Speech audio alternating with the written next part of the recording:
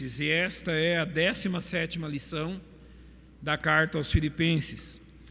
E no ano passado, até dezembro, nós completamos os capítulos 1 e 2, e agora em fevereiro nós vamos iniciar o capítulo 3. Então abra sua Bíblia comigo, Filipenses capítulo 3, verso 1.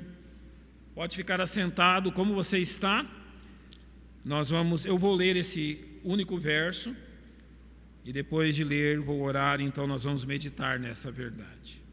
Filipenses capítulo 3, verso 1. Finalmente, irmãos meus, regozijai-vos no Senhor. Não me aborreço de escrever-vos as mesmas coisas, e é segurança para vós. Pai, nós te louvamos pelo privilégio da liberdade de estudarmos a Tua Palavra. Agradecemos a Deus porque o Teu Espírito Santo a tem vivificado aos nossos corações. Pai, temos a certeza que ela é suficiente para suprir-nos as necessidades.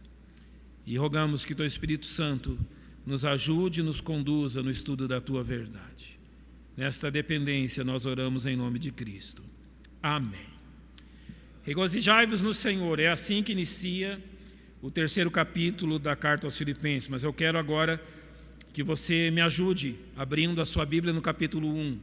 Eu vou recapitular algumas questões e vocês acompanham diretamente na sua Bíblia.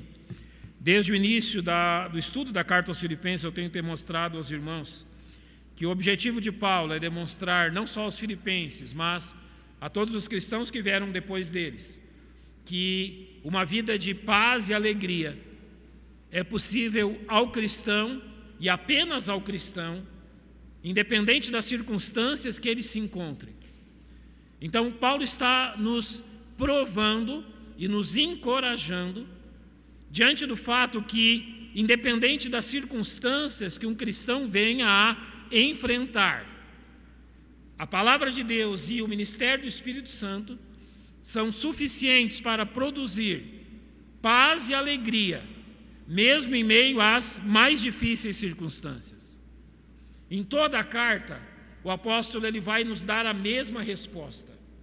E mesmo nas indagações, eu vou relembrar aos irmãos quais foram as razões que poderiam privar os filipenses desta alegria e como Paulo demonstrou que elas podiam ser enfrentadas. A resposta de Paulo para uma vida de paz e alegria em qualquer circunstância sempre é a mesma. Ele simplesmente, durante a carta inteira, está nos dizendo que basta que nós pratiquemos o Evangelho, basta que pratiquemos o cristianismo como a Bíblia nos diz que devemos praticar. Independente das circunstâncias que eu e você enfrentamos, praticar a verdade do Evangelho é suficiente para conduzir-nos numa vida de paz e alegria, mesmo em meio às mais difíceis circunstâncias. Eu já presenciei isso diversas vezes, creio que você também. Eu já presenciei, creio que todo tipo de circunstância que um cristão pode passar nesse mundo. Desde a pobreza, a morte, as necessidades de forma geral, as questões de saúde das mais difíceis possíveis. E em todos os casos que presenciei crentes que mesmo em meio a circunstâncias difíceis continuaram a praticar o seu cristianismo e a demonstrar sua confiança em Cristo, a resposta sempre foi a mesma da parte de Deus. Deus lhes concedeu paz e Deus lhes concedeu alegria em meio às mais difíceis provações. Já aconselhei crentes que perderam filhos. É reconhecido que a perda de um filho é a maior dor emocional que um ser humano pode enfrentar. E ao colocar-se diante de Deus, a fim de que Deus os consolasse e abençoasse, Deus respondeu com paz e alegria. Eu não sei quantos irmãos em Cristo, enfermos e que partiram deste mundo nas mais diferentes situações, eu tive o privilégio de conversar, de orar, de ser abençoado por essas pessoas. E em todos os casos, todas as vezes que um crente colocou a sua confiança em Cristo e continuou a viver o Evangelho, mesmo diante das piores provações, Deus respondeu com paz e alegria. Então o que Paulo está nos dizendo, que independente das circunstâncias que enfrentemos, Deus responderá enviando paz e alegria em meio às aflições que nos cercam, se simplesmente nós continuarmos vivendo como servos de Cristo. Do que precisa o cristão? Da prática do seu cristianismo, da sua confiança em Cristo. Então, para demonstrar essa verdade, Paulo, nos capítulos 1 e 2, apresenta razões que poderiam privar os filipenses de provar dessa paz e alegria, e ele mostra como ele os encorajou a enfrentá-las. Por exemplo, nos versos 12 a 14 e depois dos versos 19 a 26, Paulo foi muito sincero com eles quanto à questão do seu aprisionamento e da provável morte que em breve ele enfrentaria. Então, aquele que os havia conduzido a Cristo e aquele que os liderava na sua vida cristã estava aprisionado. Isso lhes causava tristeza e apreensão. Mas a resposta de Paulo a eles no verso 21 é muito clara sobre o que Paulo desejava deles. Paulo diz que, mesmo em meio à circunstância do aprisionamento e depois da morte dele, ele diz que para mim o viver é Cristo e o morrer é ganho. Ele disse, olha, não se preocupe com a circunstância que eu me encontro. Independente do que acontecer aqui, independente do que aquele tribunal romano decidir, eu ganho das duas formas. Se eu continuar com vocês, isso realmente é uma alegria. Se eu partir, é um ganho. Então não há como ser prejudicado nisso. No mesmo capítulo 1, os versos 15 a 18, e depois os versos 27 a 28, Paulo vai falar dos falsos irmãos que, após a prisão dele e após a saída dele de Filipos, passaram a prejudicar muito aquela igreja. Sabe, aquelas pessoas, eles usavam a prisão de Paulo como uma falsa evidência que Paulo não era aquilo que ele falava.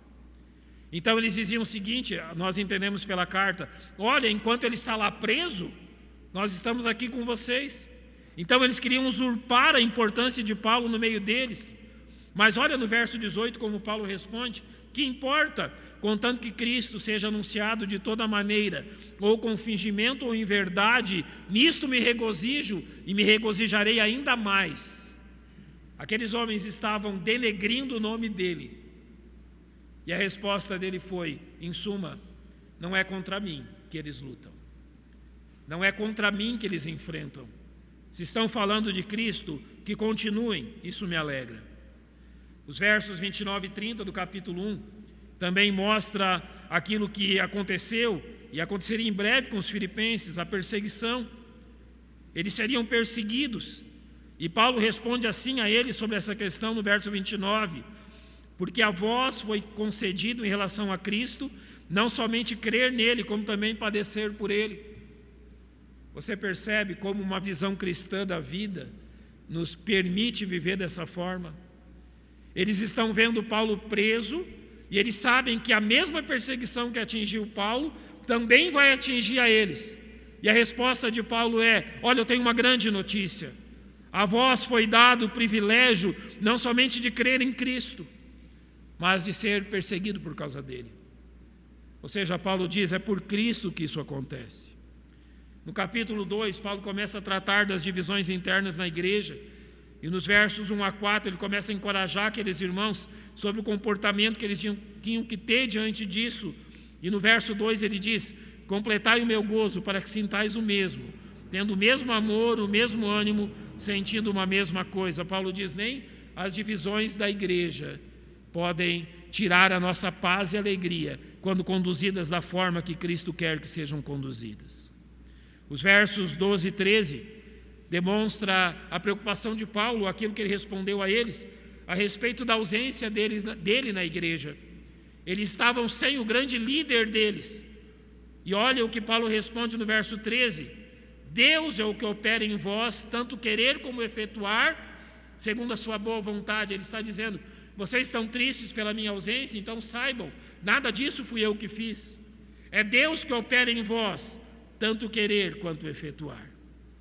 Os versos 14 a 16 falam da amargura que eles poderiam vir a sentir diante das aflições, e no verso 16, Paulo diz o que eles precisavam fazer diante disso, retendo a palavra da vida. É aquilo que o salmista diz: guardo no meu coração as tuas palavras, para não pecar contra ti. Os versos 17 e 18 replicam a provável morte que Paulo enfrentaria muito em breve. Então ele responde a eles dizendo: e ainda que seja oferecido por libação sobre o sacrifício e serviço da vossa fé, folgo e me regozijo com todos vós. Agora pense num homem, ele está preso na prisão Mamertina em Roma, ele está muito próximo do seu julgamento. O capítulo 4 de 2 Timóteo vai revelar tudo isso. Ele ali vai dizer que ele completou a carreira, então tudo que havia de ser feito ele fez. Pense num homem que sabe que em breve, então, ele será morto de uma forma violenta, mas ele consegue dizer: eu folgo e me regozijo. Ou seja, nem isso tira a minha alegria, nem isso faz com que eu estremeça. Ao final, nos versos 19 a 24, ele traz o exemplo de Timóteo, ao dizer que muitos buscam o que é seu, não o que é de Cristo, e Timóteo fazia isso, buscava aquilo que era de Cristo. E nos versos 25 a 30, ele usa o exemplo de Epafrodito, dizendo: porque pela obra de Cristo chegou até bem próximo da morte, não fazendo caso da vida, para suprir para comigo a falta do vosso serviço.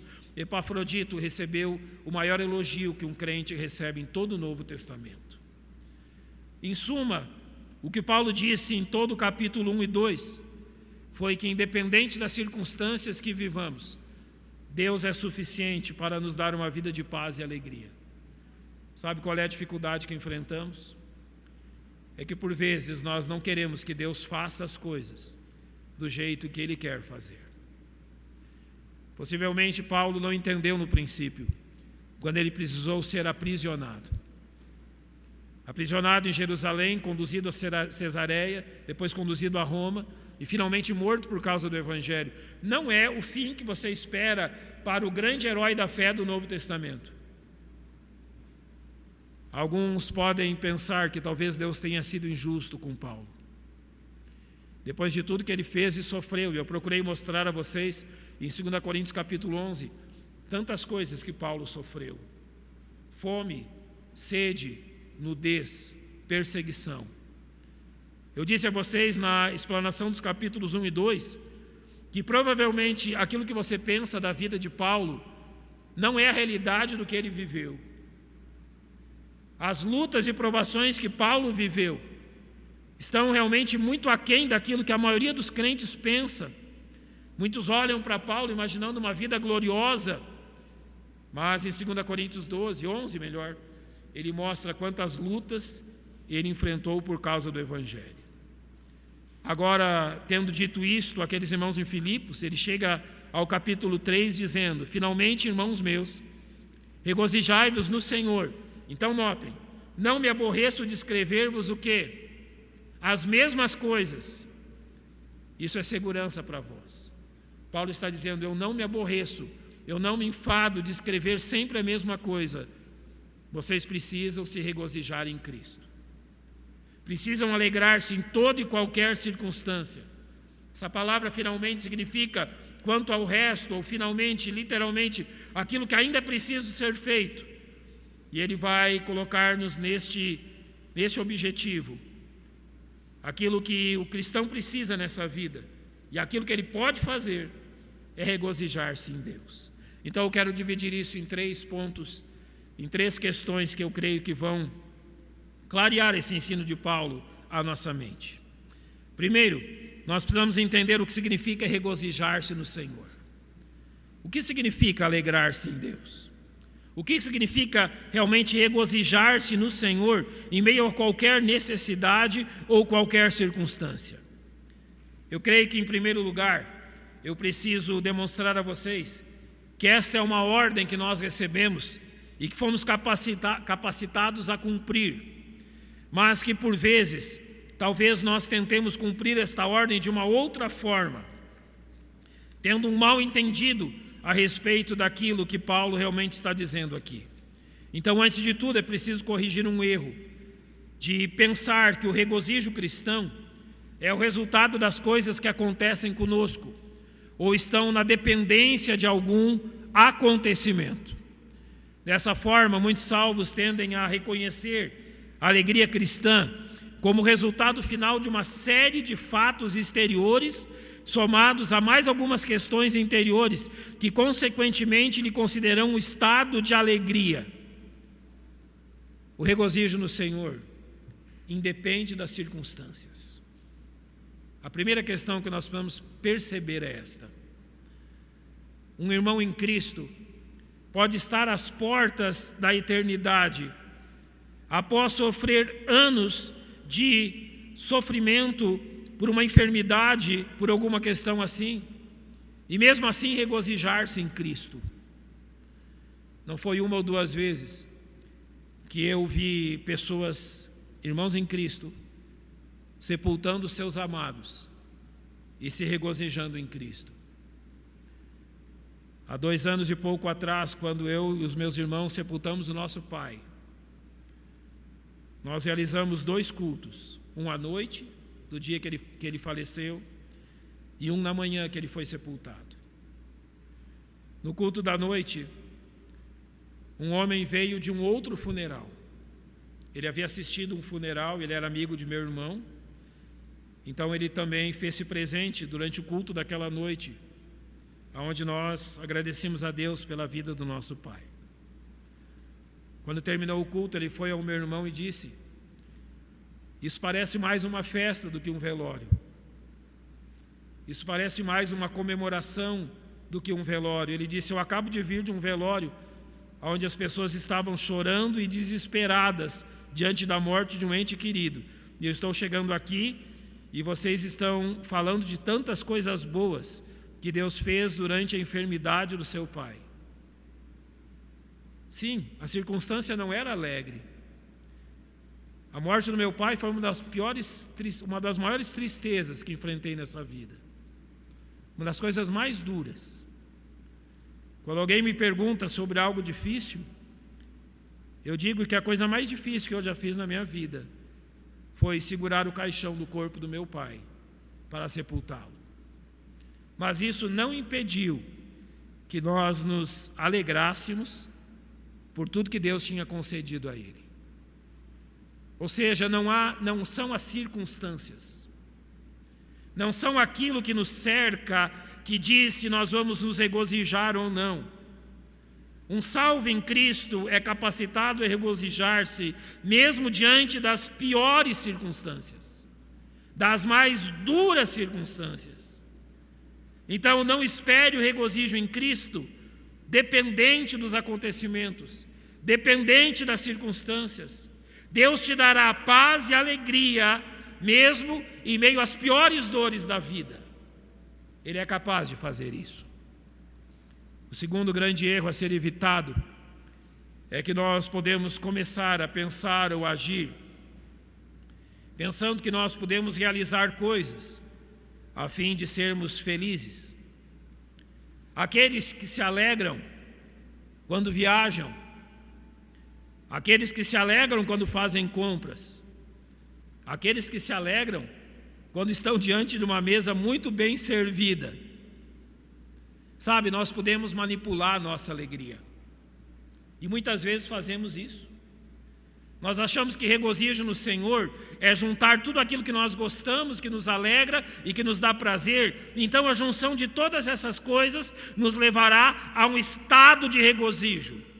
Não, para regozijar-se no Senhor, você não precisa de nenhuma dessas coisas. Não são as coisas exteriores que nos fazem regozijar-nos em Deus, nos alegrar-nos em Deus. Não caia neste erro. Nós não precisamos de tudo aquilo que gostamos ou de saciar todas as nossas vontades para então dizer: agora eu me regozijo no Senhor. Como eu disse aos irmãos, já fui abençoado por crentes nas mais difíceis circunstâncias, regozijando-se no Senhor. A enfermidade, a morte, a pobreza.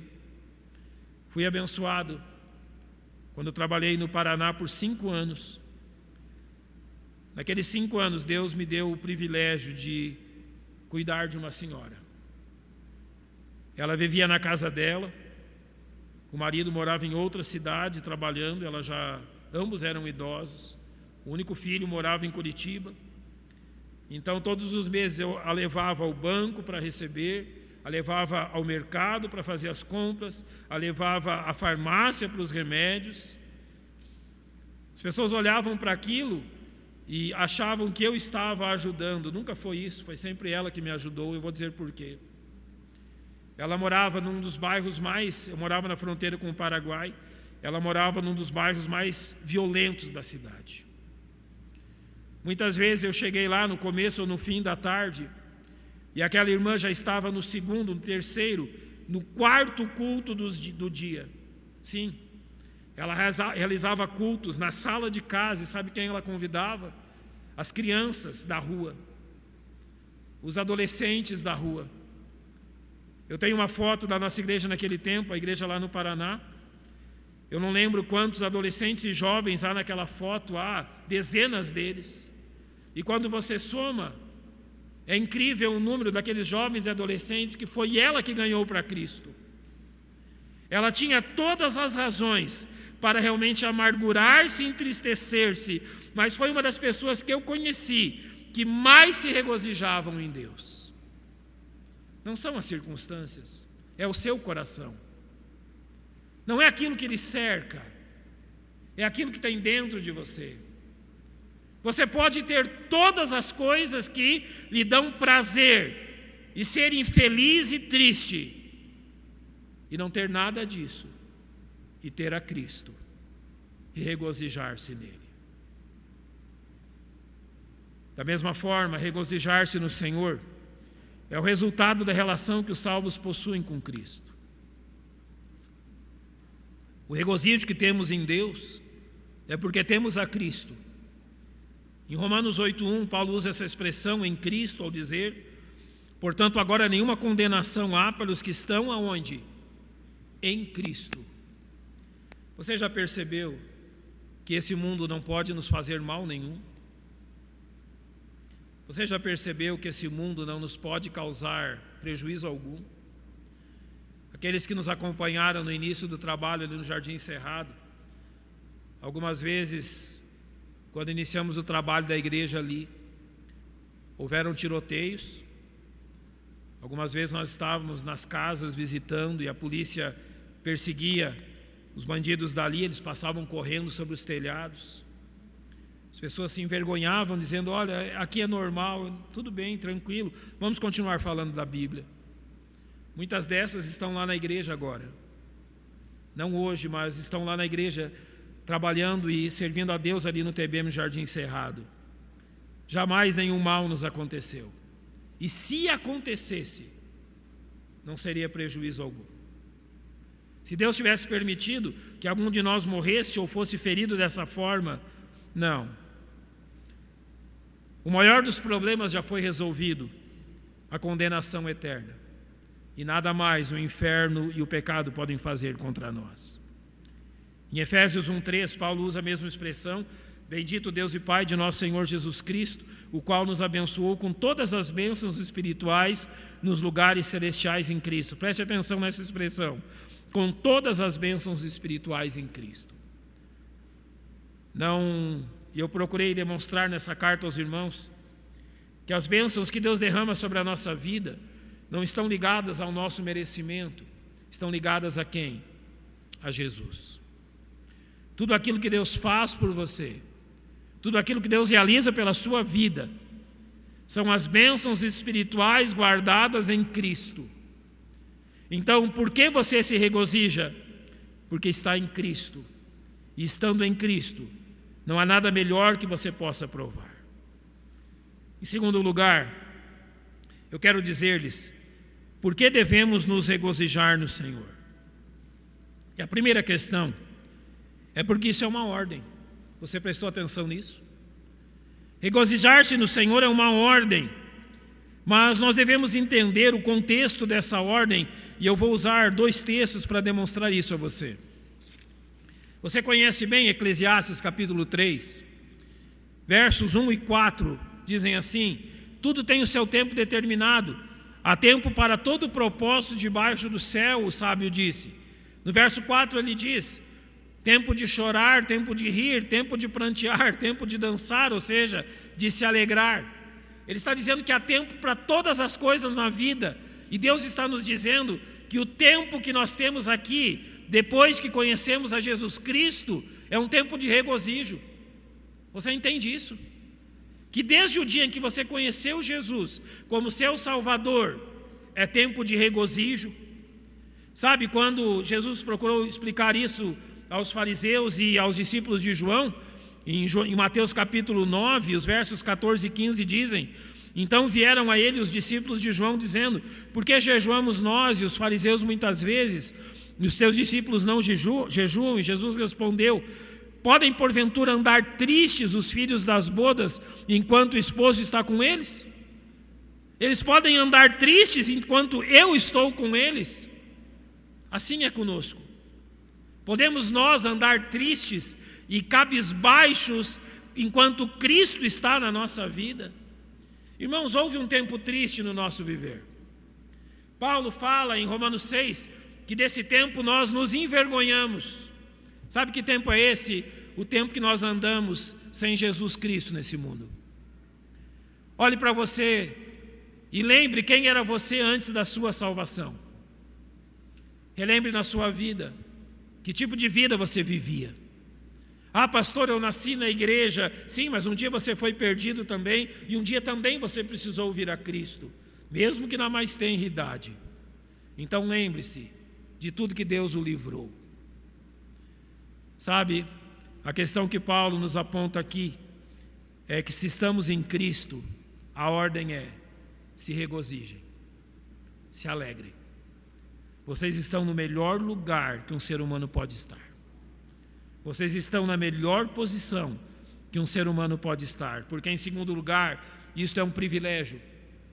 Estar em Cristo é um privilégio que nos leva ao regozijo, e eu vou lhe demonstrar de uma forma que você vai perceber a importância disso. Em Efésios 3:10, Paulo diz aos Efésios: para que agora pela igreja a multiforme sabedoria de Deus seja conhecida dos principados e potestades nos céus. Então Paulo ensina algo aqui, que ao observar a igreja, o que Deus faz com a igreja, o que Deus faz com os crentes, Deus está permitindo que os anjos no céu aprendam sobre ele. Olha que fato incrível.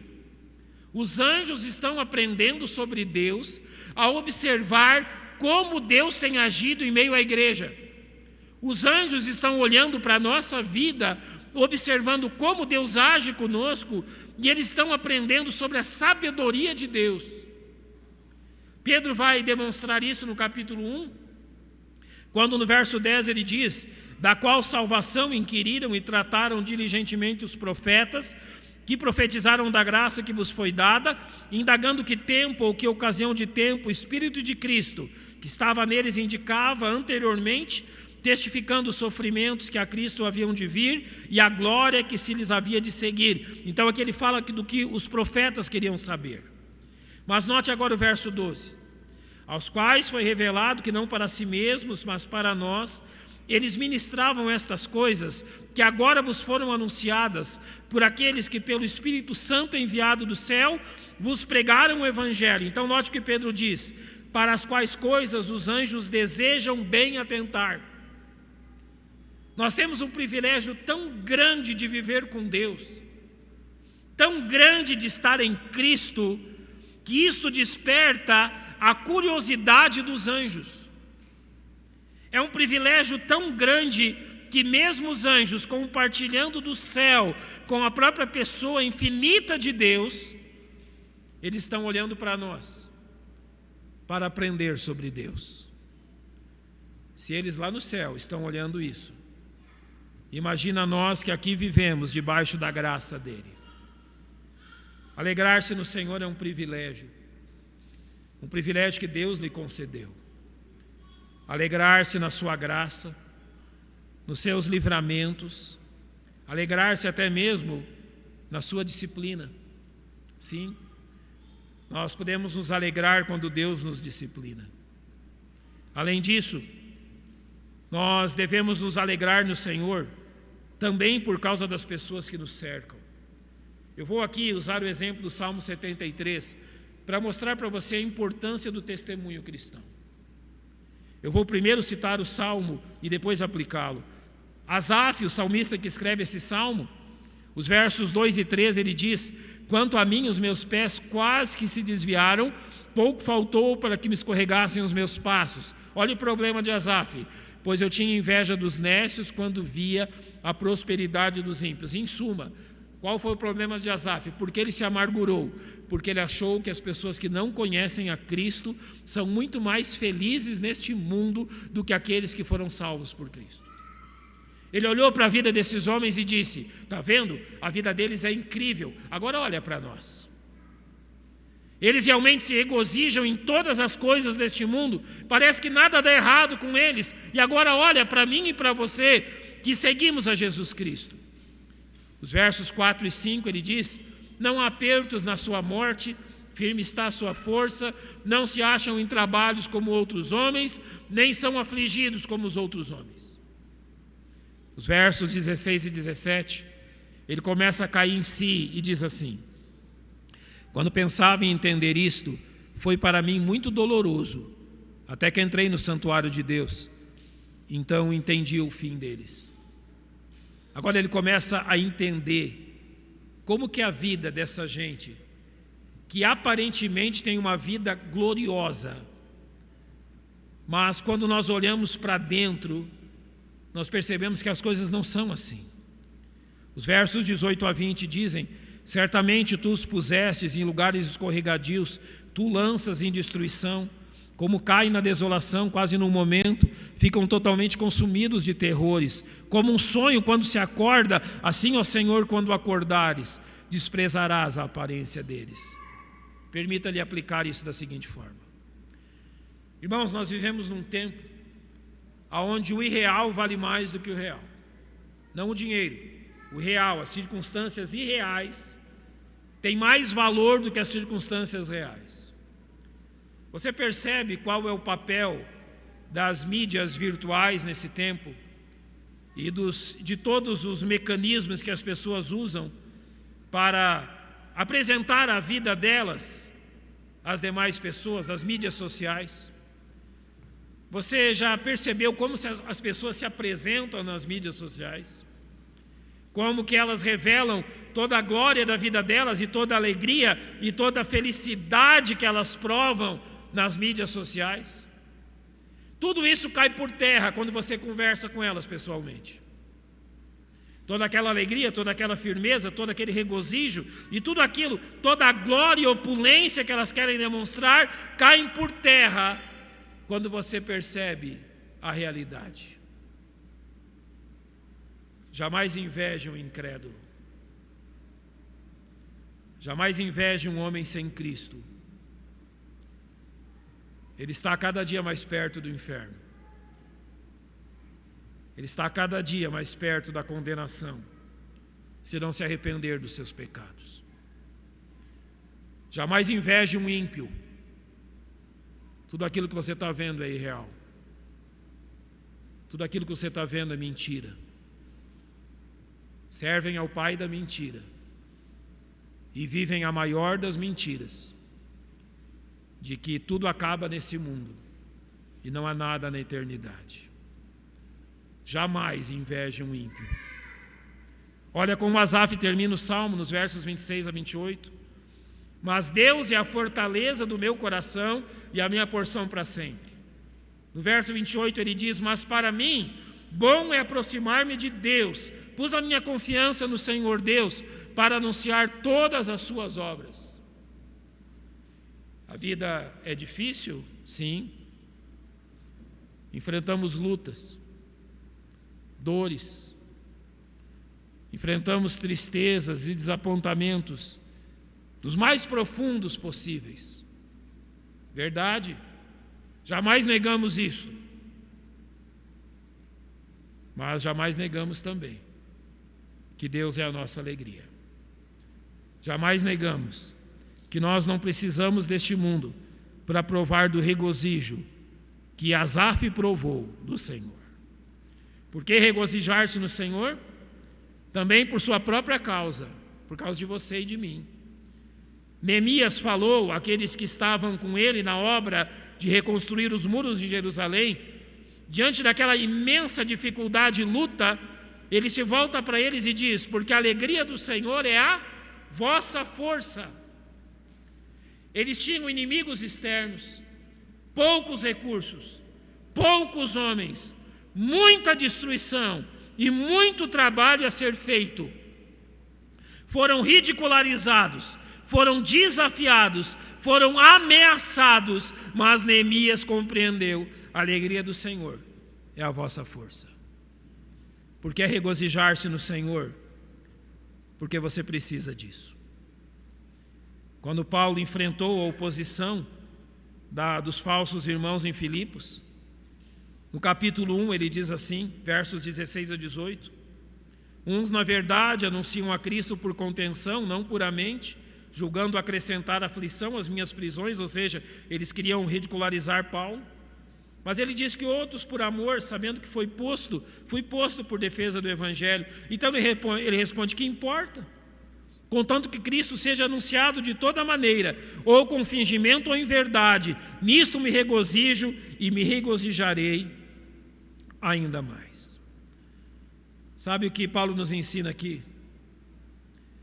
Nós muitas vezes cometemos o grande erro de nos regozijarmos nos nossos feitos, de nos regozijarmos nas nossas capacidades, de nos orgulharmos por quem somos e de nos entristecermos quando alguém não reconhece o nosso valor.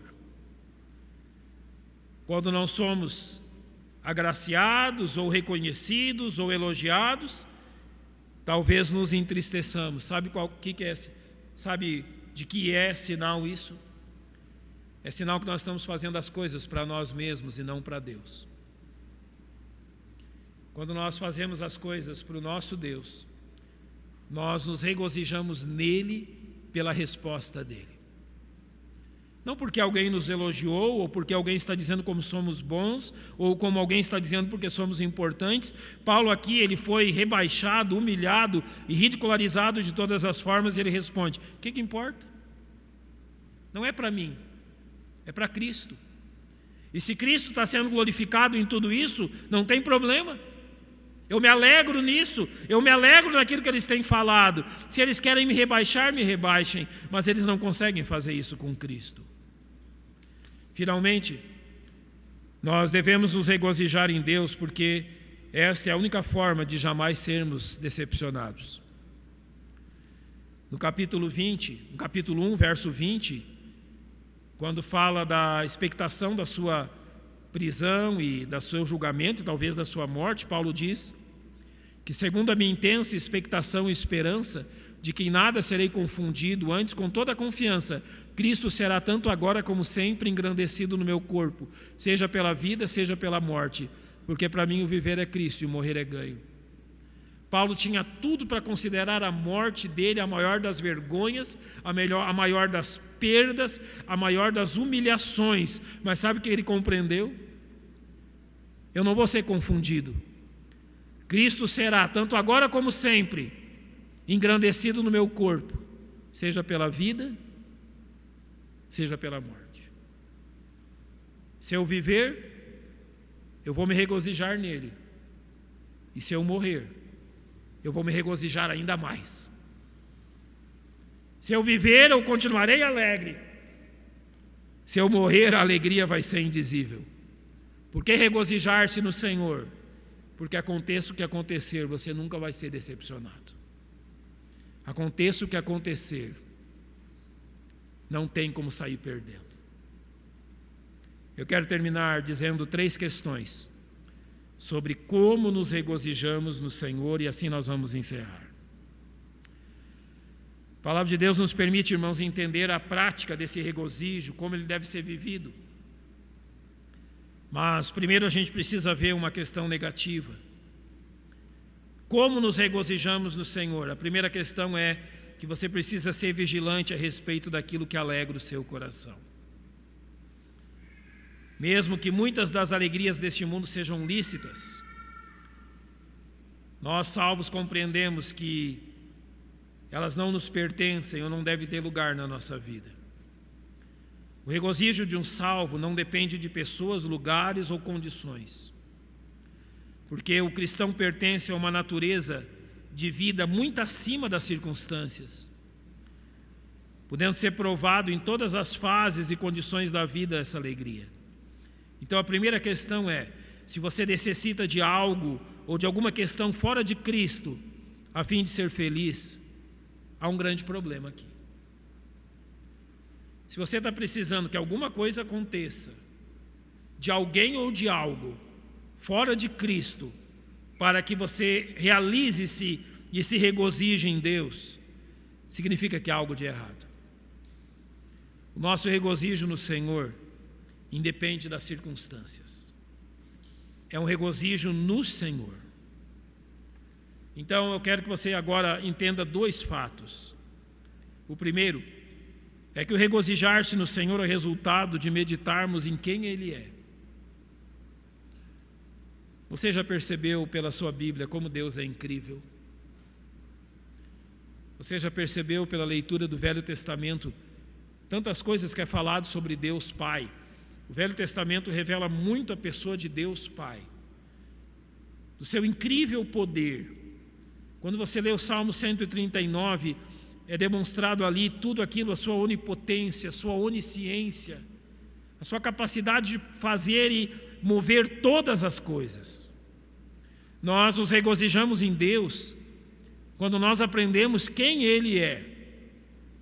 E nós aprendemos quem Ele é quando nós fixamos os olhos nele. A sua Bíblia é o único caminho para que você se regozije em Deus por quem Ele é. Porque é na sua Bíblia que é revelado quem Ele é. Então você vai aprendendo como Deus é grande, ao mesmo tempo que você entende quanto você é pequeno. E você começa a se regozijar, porque você entende que não é a sua força, a sua capacidade, aquilo que você tem, aquilo que você é, que te garante qualquer coisa. Sempre foi Ele, sempre foi Deus. Da mesma forma, o regozijo do Senhor é resultado de considerarmos as coisas que Ele faz, tudo que Ele faz. Você conhece o Salmo 19, verso 1? Os céus declaram a glória de Deus e o firmamento anuncia a obra das suas mãos. Que incrível! O céu declara, a natureza declara as obras do Senhor. Apesar de, na minha juventude, ter sempre morado próximo do mar, eu nunca fui muito afeito a ir ao mar. Acabei indo muito mais depois que meus filhos nasceram e cada vez que viajo para visitar meus familiares no sul. E dessa vez não foi diferente. Não há outro que podia criar algo como o mar a não ser Deus. Dessa vez, o Lucas ele pegou uma câmera e, aproveitando a escuridão da praia, ele mirou a câmera para o céu. E a câmera ela consegue ver coisas que os nossos olhos não conseguem ver à noite do céu. Há imagens na internet obtidas dessa forma, pela exposição contínua. E quando você olha aquela foto obtida depois de muito tempo de exposição, do escuro da noite, você começa a contemplar quanta coisa tem lá para cima que a gente nem imagina. Incrível, linda, absolutamente maravilhosa. Quem fez tudo isso? O nosso Deus. E Ele fez tudo também que nós conhecemos nesse mundo. Esse Goiás lindo e maravilhoso foi Deus quem fez. Foi Deus quem fez. E graças a Deus que Ele permite para nós, não é? O piqui, a guerobe, todas essas coisas que tem aqui. É bom viver no Goiás. Mas tem mais. Além de tudo aquilo que Ele criou, 1 Coríntios 1,18 mostra aquilo que Ele fez por nós, a sua maior demonstração, Porque a palavra da cruz é loucura para os que perecem, mas para nós que somos salvos, é o poder de Deus. Nós nos regozijamos em Deus quando nós olhamos para a cruz. Naquela cruz morreu alguém sem pecado, que sofreu o peso dos meus pecados. Quando nós olhamos para a cruz e nos conhecendo tão bem, nós pensamos como Jesus foi capaz de fazer isso. Morrer por um cidadão igual eu. Dar sua vida por uma pessoa como eu. Ele fez isso sem esperar nada em troca. Ele não esperava que nós respondêssemos o seu amor. Mas ele fez. Ele fez até por aqueles que o açoitaram e o pregaram na cruz naquele dia. Até pelas autoridades judaicas que zombaram e riram dele, e até pelos soldados que repartiram as suas vestes, até pelos apóstolos, os discípulos, que fugiram com medo, e até por toda aquela população que se alegrou porque ele havia morrido. Ele fez por todos eles. E não importa quem somos, ele fez por mim e por você. Contemplar a cruz é regozijar-se em Deus. Contemplar o que Deus fez por nós é regozijar-se num Deus que não tem limites. Talvez você possa, eu quero terminar com isto, dizer: pastor, eu não tenho provado deste verdadeiro regozijo. Eu quero terminar com duas pequenas aplicações. A primeira: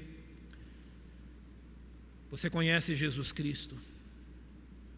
Você já se arrependeu verdadeiramente dos seus pecados e entregou sua vida a Ele? Você percebeu no Evangelho quanto Ele ama e a necessidade que você tem de crer nele? Talvez a falta de regozijo seja porque você ainda não é um salvo. Mas se você já é um salvo e não sente esse regozijo, é porque os seus olhos não estão contemplando as coisas certas. Você está olhando para toda essa bagunça política que tem aí fora e você está colocando seu coração e a sua mente nisso. Todo dia você gasta horas lendo sobre isso. Você está colocando a sua mente e o seu coração em todo esse caos sanitário que está acontecendo aí. Então o seu coração não pensa em outra coisa a não ser Covid, contaminação, e eu vou morrer, ou alguém vai morrer, ou alguma coisa vai acontecer. E é tudo isso que domina a sua mente e o seu coração. Talvez hajam muitas outras questões na sua vida que você está pensando assim: quando isso mudar, eu serei alegre. Não, não será. Você não terá regozijo até que olhe para o lugar certo, até que os seus olhos contemplem Deus, até que os seus olhos contemplem Jesus, todos os dias, todos os momentos e em todas as coisas. Deus nos manda regozijar-nos, então cumpramos a nossa parte. Quantos irmãos escolhem um cântico para nos despedir?